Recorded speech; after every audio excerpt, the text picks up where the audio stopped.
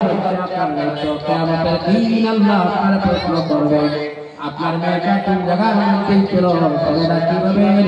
কিভাবে ঘোরাঘোরা করলো, খবরটা আপনার আমার কাছে আল্লাহ জিজ্ঞাসা করবে। সেই দিন আল্লাহ রাব্বুল আলামিনের সামনে আপনার এবং আমি পরিবারের ব্যক্তি যারা আছি আমরা সেই দিন জবাব দিতে হবে। এই জন্য হাদিস শরীফের মধ্যে আছে আল্লাহ রাসূল সাল্লাল্লাহু আলাইহি ওয়াসাল্লামের বিশাদ কিয়ামতের দিন প্রত্যেক জায়গার জন্য আল্লাহ জিজ্ঞাসা করবে অভিভাবক হিসেবে তোমার দায়িত্ব কতটুকু আদায় করলাম। কুসংস্কার যদি আরম্ভ করা হয়, এই নিয়ে যদি আমরা আলোচনা করি, আজ এমন কত মুসলমানের মধ্যে আরম্ভ হলো যেগুলো বিভিন্ন ধর্মের মধ্যে আসে, এমন অবস্থান আরম্ভ হলো সবথেকে ভয়াবহ আরম্ভ হয় বিবাহের নামক কুসংস্কার যেটা আরম্ভ হলো। বিবাহের মধ্যে যে পরিমাণ খারাপ জিনিস মুসলমান চিন্তা ভাবনা করো,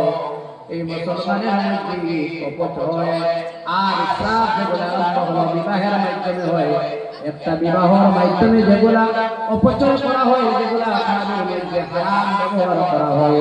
ওই সব ব্যবহার যদি একত্রিত করে একটা গরিবের মেয়ের জন্য দেওয়া হয়,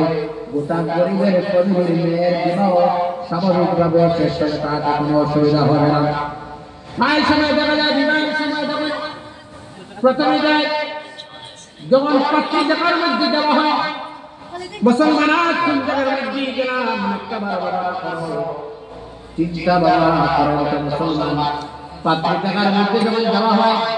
যখন পাত্র যায় পাত্রী জায়গার মধ্যে যাওয়ার সময়